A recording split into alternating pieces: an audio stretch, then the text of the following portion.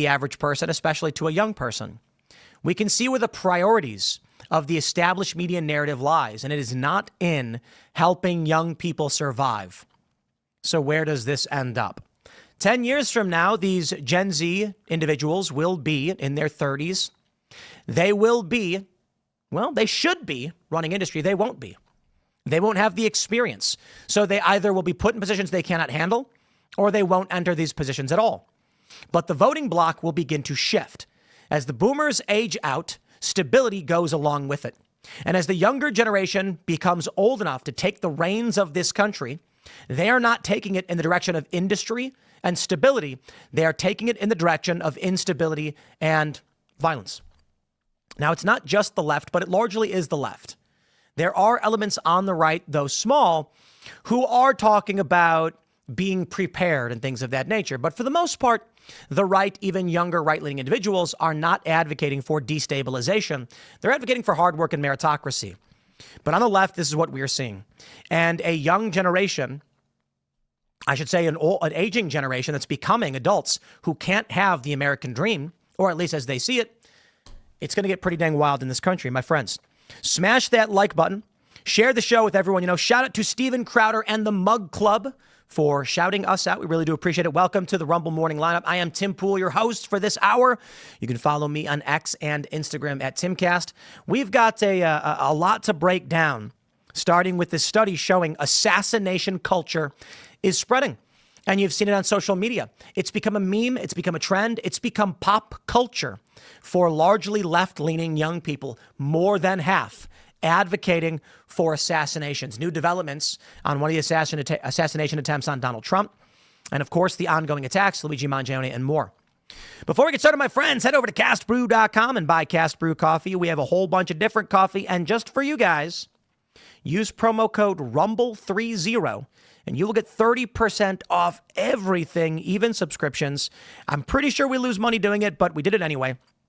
Ian's Graphene Dream back in stock, of course, selling very fast. But don't forget, we got Appalachian Nights, Stand Your Grounds. And for those that prefer a decaf, we have Sleepy Joe and Unwoke. Don't forget, we've also got Misty Mountains, Costa Rican. And we offer you this promo for our Rumble viewers. 30% off, Rumble30. And don't forget to pick up go to boonieshq.com, pick up a Step on Snack and Find Out skateboard if you haven't already. We've only got a little bit left in stock, 825 size, but these are all made in America.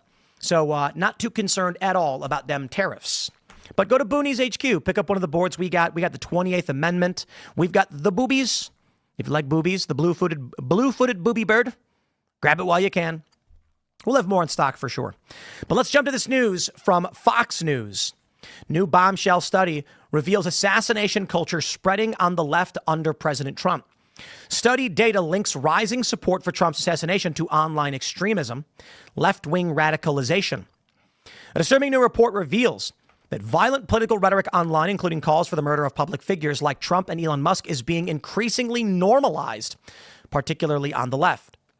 The report from the Network Contagion Research Institute found that a growing number of people are willing to justify and even applaud killing in the name of politics and a warped sense of social justice. The chilling change appears to have accelerated in recent months. Quote, what was formerly taboo culturally has become acceptable. Joe Finkelstein, the lead author of the report, told Fox News Digital. We are seeing a clear shift, glorification, increased attempts, and changing norms, all converging into what we define as assassination culture. The NCRI study traces the cultural shift back to the assassination of United Healthcare CEO Brian Thompson by Luigi Mangione, allegedly, in December of 2024. What followed, researchers say, was a viral wave of memes that turned Mangione into a folk hero. According to the study, these memes have sparked copycat behavior, targeting other figures associated with wealth and conservative politics. Indeed, I think we have a story here. Let me try and let me see if we have this one. I can pull it up. There was a story about a man who went into a pharmacy and began shooting at, looks like, I'm not entirely sure. Here we are. I do have the story pulled up, actually. Here it is for you, my friends. Suspected Madara Walgreens killer had grudge against large pharmacies, police say. We'll come back to the story in a minute. But this is a man who walked into a Walgreens and killed an employee over his grudge against pharmacies. How many of you heard this story? How many of you heard the story about a guy, this was a week ago in California, who walked in and killed an employee of a Walgreens because of pharmacies? This is, I guarantee you, 100% because of left-wing rhetoric advocating for these things. There was another insurance CEO who was shot at in his home. They go on to say, according to the study, they've sparked copycat behavior. Quote, it's not just Luigi anymore. We're seeing an expansion. Trump, Musk, and others are now being openly discussed as legitimate targets, often cloaked in meme culture and gamified online dialogue. A ballot measure in California, darkly named the Luigi Mangione Access to Healthcare Act, is just one real-world outgrowth of this online movement. We can see here in this chart, over half of left-leaning respondents said killing Donald Trump would be at least somewhat justified, according to NCRI's national survey. The study found that 55% of self-identified left-of-center participants justified Trump's assassination to some degree, while 48% did the same for Elon Musk. Researchers say the findings reflect a growing tolerance of political violence among ideological extremists. NCRI conducted a nationally representative survey of more than 1,200 U.S. adults, weighted to reflect national consensus demographics. The findings were stark. Some 38% of respondents said it would be at least somewhat justified. I'm not going to read this, but they believed these people want the death of Trump and Elon Musk.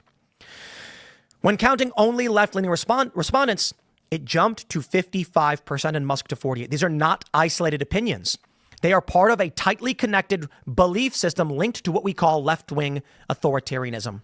My friends, it's a combination of factors, but it is expanding. It's not just left-wing authoritarianism. A large component of this is meme culture in general on the left. This is ice bucket challenge level. Follow the horde, follow the group, stay with the in crowd. Take a look at these. Let's talk about Israel and Palestine. Why are, I know, I just lit the whole internet, right? Why are people so fervent about these issues? It's one country, it's at war, there's U.S. funding. I can understand the deep connection, but I don't understand why it becomes the principal issue for so many people, to where we've actually had people comment on Timcast IRL saying they would prefer Joe Biden wins if he puts pressure on Israel. That's the world they live in. Me, neutral-ish, I guess. It's a country, I don't know. I don't think we should be funding them. But same goes for Ukraine. Ukraine may be a better example, because I do understand their general grievances with Israel and our longstanding alliance and what that's turned into. But Ukraine's maybe a better example. Why are there people setting fire to Tesla charging stations and then spray painting "Long live Ukraine"? Why are there people flying Ukrainian flags on their houses? Why are members of Congress chanting "Slava Ukraini"? These people are insane. It is mass formation psychosis. They're nuts. That's just it. Now, I don't mind all that much when you do the ice bucket challenge. That is, someone goes on TikTok or Instagram or whatever, and they see a video of someone dumping ice over them to promote a nonprofit or awareness to some kind of disorder or disease. Okay. You get a bunch of views. Everybody wants to participate. Remember those, what were those dances people would do where everybody would freeze and then the music would break and everyone would start doing a crazy dance? Remember the dancing during TikTok? These are mass formation moments where everybody wants to be a part of the in crowd. Now, it's fine if you're dancing, albeit maybe a little creepy.